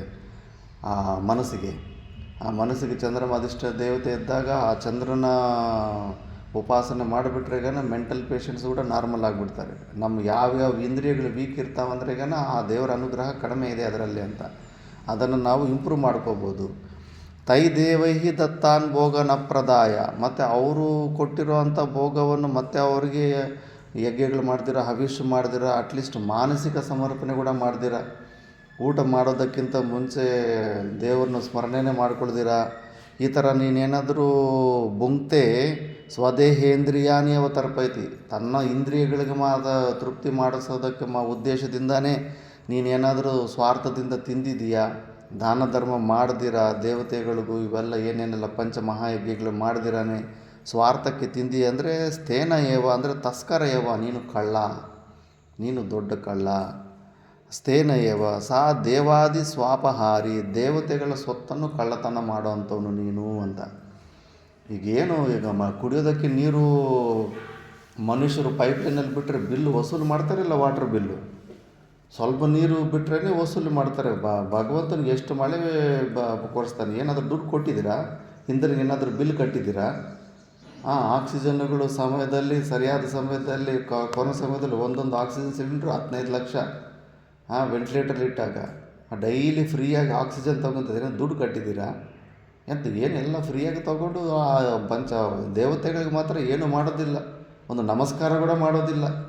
ಹಾಗೆ ಸ್ವಾರ್ಥದಿಂದ ಜೀವನ ಮಾಡೋದು. ವಿಚಾರ ಫ್ರೀಯಾಗಿ ಸಿಕ್ಕಿದ್ರೆ ಅದಕ್ಕೆ ಬೆಳೆ ಇರೋದಿಲ್ವಲ್ಲ. ಅದೇ ಭಗವಂತ ಕೂಡ ದುಡ್ಡು ಕೊಡಿ ನಿನಗೆ ಮಳೆ ಕೊಡ್ತೀನಿ ಅಂತ ದುಡ್ಡು ತೊಗೊಂಡು ಮಳೆ ಕೊಟ್ಟಿದ್ದಿದ್ರೆ ಆವಾಗ ಅವ್ರ ಬೆಳೆ ಏನಂತ ಗೊತ್ತಾಗ್ತಾಯಿತ್ತು. ಫ್ರೀಯಾಗೆಲ್ಲ ಟೈಮ್ ಟು ಟೈಮ್ ಕೊಟ್ಬಿಡ್ತಾ ಇದ್ದಾರಲ್ಲ, ಅದಕ್ಕೆ ಅವ್ರ ಬಗ್ಗೆ ಎಲ್ಲ ನೆಗ್ಲಿಜೆನ್ಸು. ಅದಕ್ಕೆ ಇದನ್ನು ಜೀವನದಲ್ಲಿ ಈ ಥರ ಜೀವನನ ನಡೆಸಿದ್ರೆ ಆವಾಗ ನಿನ್ನನ್ನು ಕರ್ಮ ಬಂಧನದಲ್ಲಿ ಇಡೋದಿಲ್ಲ. ಇಲ್ಲಾಂದರೆ ಅಂಥ ಸ್ವಾರ್ಥದಿಂದ ನೀನು ತಿಂದರೆ ಅದು ಕಳ್ಳತನವೂ ಆಗುತ್ತೆ, ನರಕಕ್ಕೆ ಹೋಗಬೇಕಾಗುತ್ತೆ. ಅದು ಈಗಲೂ ಕೂಡ ಅಷ್ಟೇ. ತಾತ ಮುತ್ತಾತ ಹಳೆ ಕಾಲದಲ್ಲಿ ಊಟ ಮಾಡೋದಕ್ಕಿಂತ ಮುಂಚೆ ಒಂದಷ್ಟು ಮುಂಚೆನೇ ತೆಗೆದು ಸೈಡ್ಗೆ ಇಡ್ತಾಯಿದ್ರು. ಅವ್ರಿಗೆ ಗೊತ್ತಿತ್ತು, ಇವೆಲ್ಲ ಫಾಲೋ ಮಾಡ್ಕೊಂಡು ಬರ್ತಾಯಿದ್ರು. ಮತ್ತು ಅದು ಲಾಸ್ಟಲ್ಲಿ ಯಾವುದೋ ನಾಯಿಗೋ ಏನೋ ಒಂದು ಹೊರಗಡೆ ಆಗಿದ್ರೆ ಪಕ್ಷಿಗೋ ನಾಯಿಗೋ ಆಗ್ತಾಯಿದ್ರು. ಅದು ಅದನ್ನೇ ಇನ್ನೂ ಸ್ವಲ್ಪ ಅದರ ಬಗ್ಗೆನೇ ಹೇಳ್ತಾನೆ. ಯೇ ಪುನಃ ಯಜ್ಞಶಿಷ್ಟಾಶಿನಃ ಸಂತೋ ಮುಚ್ಯಂತೆ ಸರ್ವಕಿಲ್ಬಿಷೈಃ ಭುಂಜತೆ ತೇ ತ್ವಗಂ ಪಾಪ ಯೇ ಪಚಂತ್ಯಾತ್ಮಕಾರಣಾತ್. ಯಜ್ಞಶಿಷ್ಟಾಶಿನಃ ಸಂತೋ ಮುಚ್ಯಂತೆ ಸರ್ವಕಿಲ್ಬಿಷೈಃ ಭುಂಜತೆ ತೇ ತ್ವಗಂ ಪಾಪ ಯೇ ಪಚಂತ್ಯಾತ್ಮಕಾರಣಾತ್. ಯಜ್ಞಶಿಷ್ಟಾಶಿನಃ ಸಂತೋ ಮುಚ್ಯಂತೆ ಸರ್ವಕಿಲ್ಬಿಷೈಃ ಭುಂಜತೆ ತೇ ತ್ವಗಂ ಪಾಪಾಯೇ ಪಚಂತ್ಯಾತ್ಮಕಾರಣಾತ್. ಯಜ್ಞಶಿಷ್ಟಾಶಿನಃ ಸಂತೋ ಮುಚ್ಯಂತೆ ಸರ್ವಕಿಲ್ಬಿಷೈಃ ಭುಂಜತೆ ತೇ ತ್ವಗಂ ಪಾಪ ಯೇ ಪಚಂತ್ಯಾತ್ಮಕಾರಣಾತ್.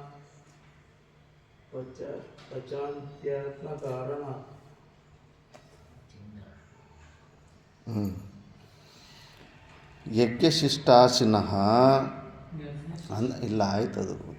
ಯಜ್ಞಶಿಷ್ಟಾಶಿನ ಅಂದರೆ ಯಜ್ಞವನ್ನು ಆಚರಣೆ ಮಾಡೋದು. ಮೇಲೆ ಹೇಳ್ದಂಗೆ ದೇವತೆಗಳಿಗೆ ನೆನಪಿಟ್ಕೊಂಡು ಈ ಥರ ಯಜ್ಞಗಳನ್ನು ಮಾಡೋ ಉದ್ದೇಶ ಯಾರಿಗಿರುತ್ತೋ ಅಂಥ ಒಳ್ಳೆಯವ್ರಿಗೆ ಸರ್ವಕಿಲ್ಬಿಷೈಹಿ ಮುಚ್ಚಂತೆ, ಎಲ್ಲ ಪ್ರಕಾರದ ದೋಷಗಳಿಂದ ಕೂಡ ಅವರು ಮುಕ್ತರಾಗ್ತಾರೆ. ಮುಖ್ಯವಾಗಿ 5 ಪ್ರಕಾರದ ದೋಷಗಳಿರ್ತವೆ ಗೃಹಸ್ಥಾಶ್ರಮದಲ್ಲಿ. ಖಂಡನಂ ಪೇಷಣಂ ಚುಲ್ಲಿ ಉದಕುಂಭಶ್ಚ ಮಾರ್ಜನಿ ಪಂಚಸೂನಾ ಗೃಹಸ್ಥಸ್ಯ ಪಂಚಯಜ್ಞಾತ್ ಪ್ರಣಶ್ಯತಿ ಅಂತ. 5 ನರಕಗಳು ಯಾವುದು? ಖಂಡನಂ ಪೇಷಣಂ. ಖಂಡನಂ ಅಂದ್ರೆಗನ ಬೆಳೆಗಳಲ್ಲಿ ಯಾವುದಾದ್ರೂ ಖಂಡನಂ ಅಂದರೆ ಒಂದು ಸತಿ ಕಾಯಿ ಪಲ್ಯಗಳು ಒಳಗಡೆ ಕೂಡ ಹುಳಗಳು ಏನೋ ಇರ್ತವೆ, ಇಲ್ಲ ಯಾವುದಾದ್ರೂ ಕೊಂಬೆಯನ್ನು ಮುರಿದು ತೊಗೊಂಬರ್ಬೇಕಾಗುತ್ತೆ, ಕರಿಪತ್ತೆ ಎಳೆಯನ್ನು ಕಿತ್ಕೊಂಬರ್ಬೇಕಾಗುತ್ತೆ. ಆವಾಗ ಅದರಲ್ಲಿ ಯಾವುದಾದ್ರೂ ಸ್ವಲ್ಪ ಕೀಡಗಳು ಇರ್ಬೋದು, ಇಲ್ಲ ಆ ಮರಕ್ಕೆ ಸ್ವಲ್ಪ ನೋವಾಗ್ಬೋದು, ಆ ಥರ. ಮತ್ತು ಪೇಷಣಂ ಅಂದರೆ ಈ ಗೋಧಿ ಅಕ್ಕಿ ಎಲ್ಲ ಆಡಿಸ್ಕೊಂಬರಕ್ಕೆ ಹೋಗ್ತೀರ, ಗೋಧಿ ಪಕ್ಕದಲ್ಲಿರೋದೇನೋ ಸ್ವಲ್ಪ ನೋಡಿಬಿಟ್ಟು ತೆಗೆದು ಬಿಡ್ತೀರ ಹುಳನ್ನು. ಆ ಗೋಧಿ ಒಳಗಡೆ ಅದು ಗೂಡು ಮಾಡಿಕೊಂಡು ಅಲ್ಲಿದ್ರೆ ಅದನ್ನು ಹೆಂಗೆ ತೆಗಿಗೆ ಬರುತ್ತೆ? ಅದು ಮಿಷಿನಲ್ಲಿ ಹೋದ್ರಾಗನ ಚಟ್ನಿನೇ ಆಗುತ್ತೆ, ಅದ್ರ ಶವ ಪಿಂಡಿ ಆಗಿಬಿಡುತ್ತೆ. ಅಲ್ಲೂ ನಡೀತೆ. ಮತ್ತು ಚುಲ್ಲಿ ಅಂದರೆ ಸ್ಟೌವಲ್ಲಿ ಎಷ್ಟು ನೀನು ಇದ್ರೂ ಸಾಯಂಕಾಲ ಹೊತ್ತು ಯಾವುದೋ ಒಂದು ಹತ್ರ ಹೋಗ್ಬಿಟ್ಟು ಸಟ್ ಅಂತ ಪಾಪ ಪ್ರಾಣ ಇದಾಗ್ತಾ ಇರುತ್ತೆ. ಉದಕುಂಭಶ್ಚ, ನೀರು ತುಂಬಿಸಿಟ್ಟಿರ್ತೀಯ ಬಕೆಟ್ನಲ್ಲಿ ಅಲ್ಲಿ ಇಲ್ಲಿ, ಆ ನೀರು ಮೇಲೆ ಕೂತ್ಕೊಂಡ್ರೇ ಅದು ಅಲ್ಲೇ ಸಿಕ್ಕಾಕ್ಕೊಂಡು ಸೊಳ್ಳೆ ಆಗಲೇನಾಗಲೂ ಪ್ರಾಣ ಕಳ್ಕೊಂಬಿಡುತ್ತೆ. ಅದಕ್ಕೆ ಯೋಗಿಗಳು ನೀರು ಬಕೆಟಲ್ಲಿ ಸ್ಟಾಕ್ ಇಡೋದಿಲ್ಲ, ಸ್ನಾನ ಮಾಡ್ಕೊಂಡು ಫುಲ್ ಹಂಗೆ ಉಲ್ಟಾ ಇಟ್ಬಿಡ್ತಾರೆ ಬಕೆಟನ್ನು. ಯಾಕಂದರೆ ನಾವು ಇನ್ನೊಂದಕ್ಕೆ ಸಾಯಿಸೋದಕ್ಕೆ ಜಾಗ ಕೊಟ್ಟಂಗೆ ಅಲ್ಲಿ. ಮತ್ತು ಮಾರ್ಜನಿ, ಕಸ ಹೊಡೆಯುವಾಗ ಸುಮಾರು ಇವೆಲ್ಲ ನಡೀತಾ ಇರ್ತವೆ. ಇವು ಅನ್ಅವಾಯ್ಡಬಲ್.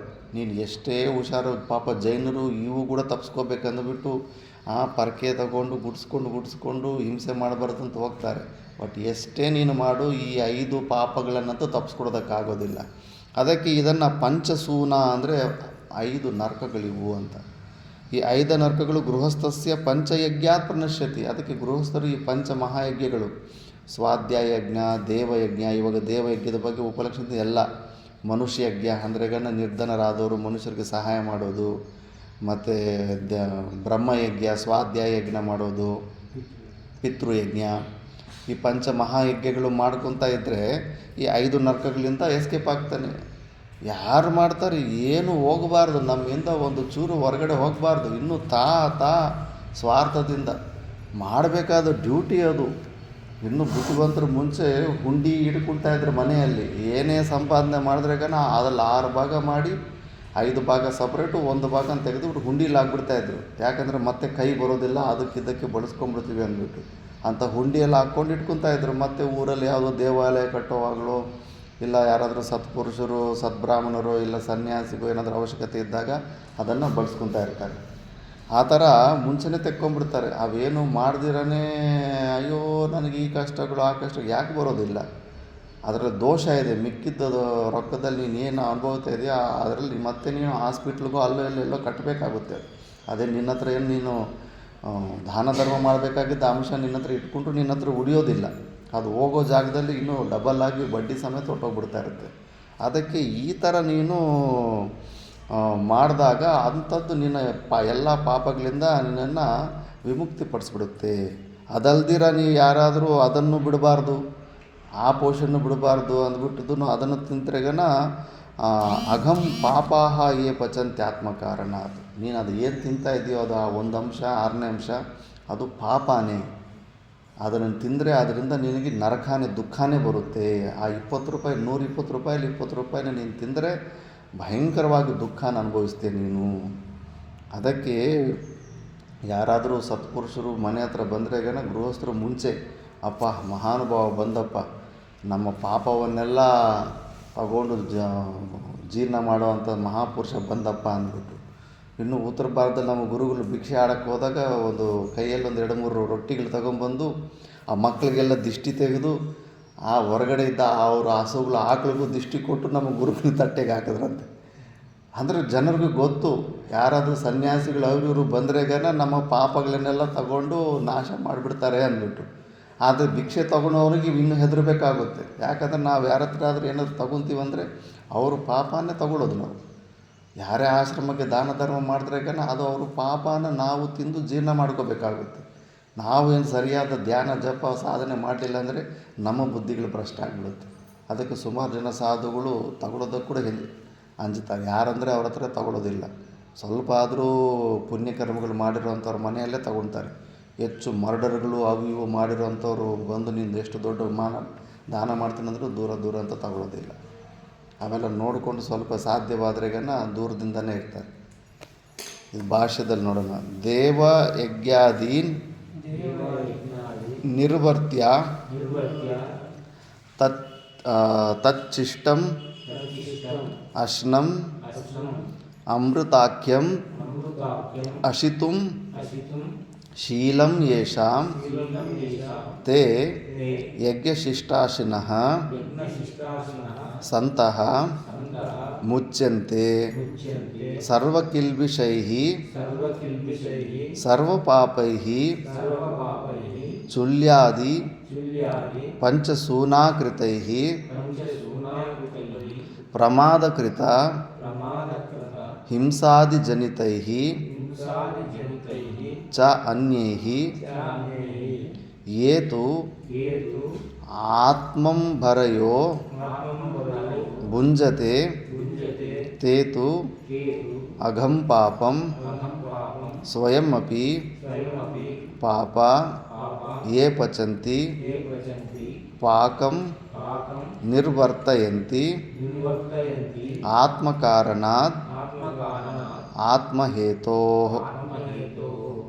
ಇದನ್ನೋದು ದೇವಯಜ್ಞಾದಿನ ನಿರ್ವರ್ತ್ಯ ತಚ್ಚಿಷ್ಟಂ ಅಶನಂ ಅಮೃತಾಖ್ಯಂ ಅಶಿತುಂ ಶೀಲಂ ಯೇಷಾಂ ತೇ ಯಜ್ಞಶಿಷ್ಟಾಶಿನಃ ಸಂತಃ ಮುಚ್ಯಂತೆ ಸರ್ವಕಿಲ್ಬಿಷೈಃ ಸರ್ವಪಾಪೈಃ ಚುಲ್ಯಾದಿ ಪಂಚಸೂನಾಕೃತೈಃ ಪ್ರಸಾದಕೃತ ಹಿಂಸಾದಿ ಜನಿತೈಃ ಚ ಅನ್ಯೇ ಯೇ ತು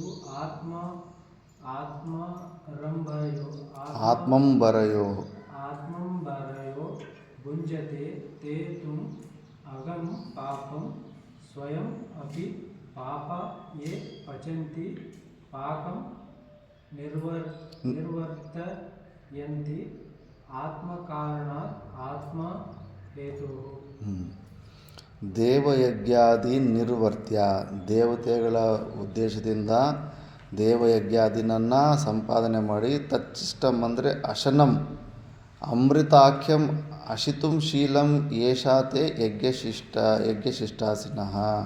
ದೇವಾದಿಗಳಿಗೆ ಯಜ್ಞ ಮಾಡಿಕೊಂಡು ಮಿಕ್ಕಿದ್ದನ್ನು ಏನು ಮಿಕ್ಕಿರುತ್ತೋ ಅದನ್ನು ತಿಂದು ಅದರಲ್ಲಿ ಸಂತುಷ್ಟಿ ಪಡುವಂಥವರು ಇಂಥವ್ರಿದ್ದಾರೆ ಕಾಣಿಸುತ್ತೆ. ಮನೆ ಎಲ್ಲ ಜಾಗದಲ್ಲಿ ಕೆಲವರಿರ್ತಾರೆ, ಒಳ್ಳೆಯದನ್ನು ಬೇರೆಯವ್ರಿಗೆ ಕೊಟ್ಟು ತಾನು ವರಿಷ್ಠಾದನ್ನು ತಗೊತಾ ಇರ್ತಾರೆ. ಇದು ದೈವಿ ಸಂಪತ್ತಿಗಳಿರುವಂಥ ವ್ಯಕ್ತಿ. ತಾನು ಚೆನ್ನಾಗಿರೋದು ತಿನ್ನು ವರಿಷ್ಠಾಗಿರೋದನ್ನು ಇನ್ನೊಬ್ಬರು ಕೊಡೋದಂಥದ್ದು ಅದು ಒಳ್ಳೆಯ ಬುದ್ಧಿಯಲ್ಲ.